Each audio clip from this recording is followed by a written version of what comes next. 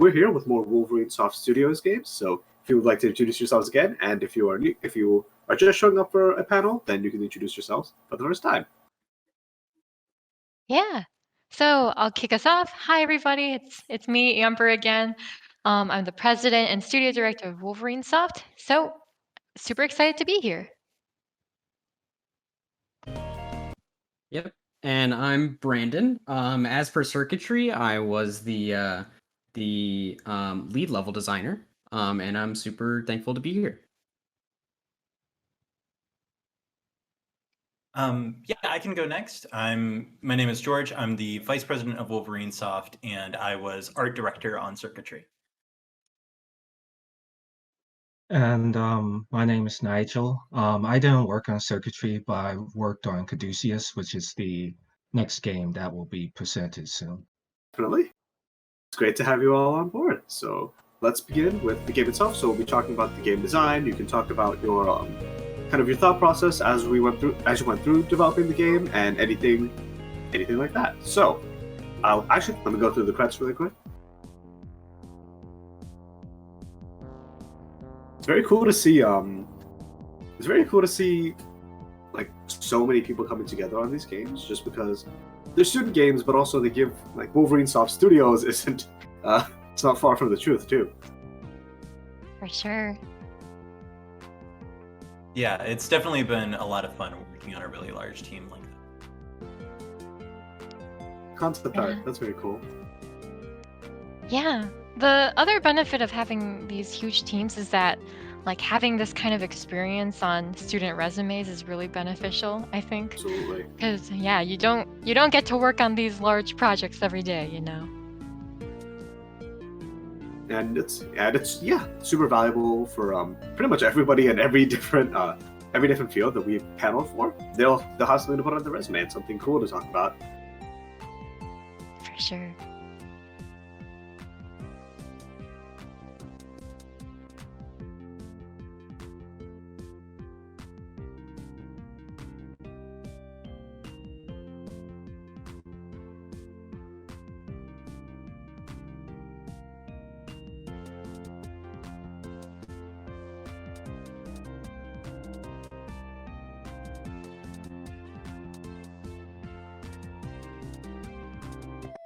We'll get into the game itself. So you can talk through your design ethos and just in general all of your experiences with developing the game. And if we'll ask questions along the way. So. That's great. I'll just give a very brief introduction to this game. Some of y'all might have played or been familiar with Nuclear Throne. This is a case study of that, which is why it's so similar. 2D top-down sort of roguelike shooter. I would say that Circuitry is a little easier than Nuclear Throne, although that is just my opinion. But yeah, if anybody else wants to hop in and say a few words, please feel free.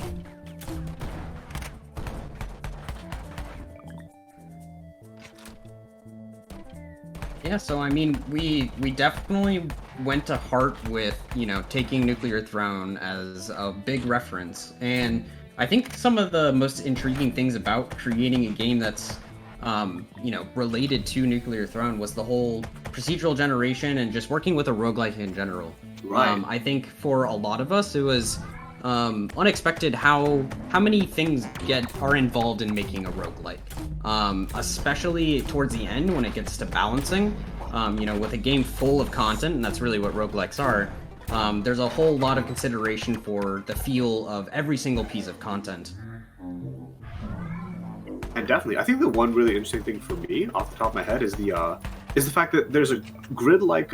It seems like there's grid-like generation of the maps on a macro level, but inside of the what is playable, it's completely free movement, not grid-based. So it's like an interesting combination of both together. Yeah, and if for anybody who's curious about sort of the actual general or the procedural generation that we used an algorithm called the Drunkard's Walk algorithm, which in layman's term, basically, it starts in one place, and if you can imagine, drunkenly walks around, creating a path in its way. So it's got enough randomization and haphazard to it, but still enough options to constrain it in a way that you think creates the feel and mood that you're going for. The idea that it's still like a walk makes it kind of more natural. Like it may not be as it may not be a simple straight road, but there's still like a method to it. Mm-hmm. Super cool. So we'd like to hear a little bit more about the roles that you all had during the development of this game. Yeah. So, I was a producer on this project. I did a little bit of art here and there, but my role again was mainly production.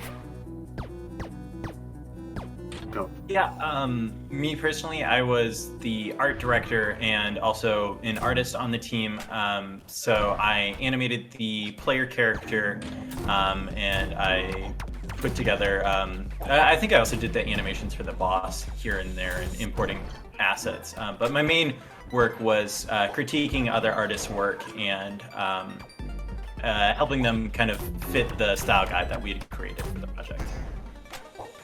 And now, one really interesting thing for me that I noticed within the game is the fact that if I hit it, that was meant to explode. That was not meant to do that. When I was using the grenade launcher earlier, I noticed that when it actually did have some level of environment destruction, which was that, or I was just noticing it in the tension of the game. That's an intended feature. And surprisingly enough, that was actually one of the hardest features that we had to implement when it came to working with the procedural generation, because that was something we implemented after we had the entire algorithm for creating the maps. And we really didn't take into consideration, what if we want to destroy these specific maps? And everything was on this sort of grid system, so we had to go like a pretty unconventional way of really just indexing through a lot of things around that explosion and, determining all that kind of stuff. I don't imagine it was probably the most fancy, way and effective way to do it, but it ended up working out pretty well in the end. Yeah, no, like it looked very convincing. Like it didn't feel super out of the ordinary, and I was like, yeah, of course an explosive weapon would cause environmental destruction. That makes sense. And, so was this all, earlier we had other Wolverine Soft studio games, and those were semester-long projects, so was this game also a similar one, or was it different? Yeah, so it was a similar one. It was produced in the fall of 2020, that semester, 3 months, by about 35 students, I believe. There's a boss. Let's see if I can get it this time.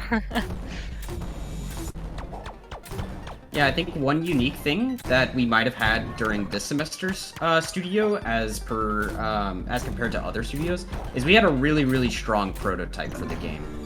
Practically, we had a menial procedural level generator. We had enemies, all that kind of stuff, killing them and all that kind of stuff. And big shout out to our lead designer at the time, Matt Rader, for doing that.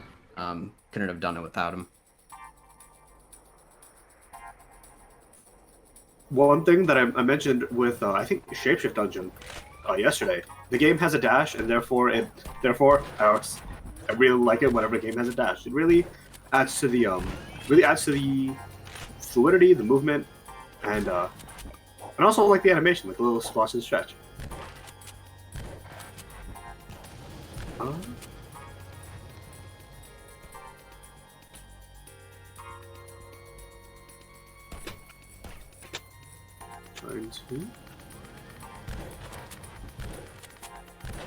So when designing the enemies and the bosses for this game, how did that process go in terms of making sure numbers were okay, making enemies that felt still challenging but not super difficult? Yeah, so I think when it came to designing the enemies and the weapons, when it came from it, less so the weapons, more so the enemies, we still did really take a lot of inspiration from Nuclear Throne. For a while, we had our enemy, the type of grunt that you see most upon your screen. We actually, for a while, were calling that exactly the Bandit, which is exactly what it's called in Nuclear Throne. Right, definitely. Yeah, and so we really took that to heart, just because, there was just so much content that we needed to get out, and we knew that was, like, a reliable source to feed upon, essentially. But when it came to the weapons and everything like that, and how the enemies use those weapons, that was more or less completely up to us and to our originality with it. And I think really just for the amount of group of students that we had who weren't necessarily the most familiar with game development, the process usually came down to just play testing over and over and over again. Definitely. And just determining what felt right. But I think one thing we might have gotten a little bit wrong was that enemies do sometimes take about the same amount of bullets to die as for other enemies that look entirely different. But I think we got a decent juggle going on. Definitely. One thing I really did like about the enemies is that a lot of them. Whoa, okay, I nearly got hit there. A lot of them use weapons that, especially in the beginning levels, like that one was using a pistol, which is a player weapon, and kind of seeing that, like, the fact that the player also has access to a lot of these weapons, not all of them, but that was really cool. Kind of gives a sense that you're on even ground with them. Yeah, we learned that reusability, especially in a game like this with so much content, like I've been saying, reusability was really the best friend with us. Absolutely. There we go. We are unfortunately. Huh? Oh yeah, go on. Oh, sorry. I was just looking at your low health. Yeah. Oh, there we go. I just got a battery. As we approach the end of this specific game slot, I'd like to ask: are there anybody that you would like to shout out? I think both Amber and both two of you have given shout outs already, but okay, I just got hit again. Anybody like to say thanks to? Anything? Yeah. I mean, I can kick us off by saying a big thank you to Nico Williams, who was actually the founder of Wolverine Soft Studio back in the summer of 2019. He actually got this project kicked off to a really awesome start, and he's always done a fantastic job as both a producer and as a mentor. So, big thank you to him. Yeah, and like I said before, Matt Rader, he was our lead designer at the time. He put in a whole lot of work over the summer to give us a really workable prototype, and I think it really was the reason how we got the game to where it was. Definitely. I'm going to try this one more time, and then after that, we will shift over to our next game, Caduceus.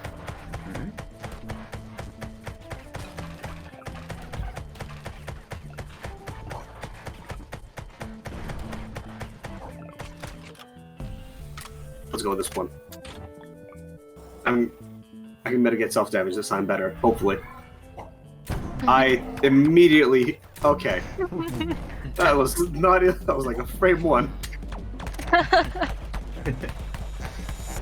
There we go. Alright, awesome. And with that, I'd like to thank the presenters, and we'll be back in a second for the next game, Caduceus. We'll be right back.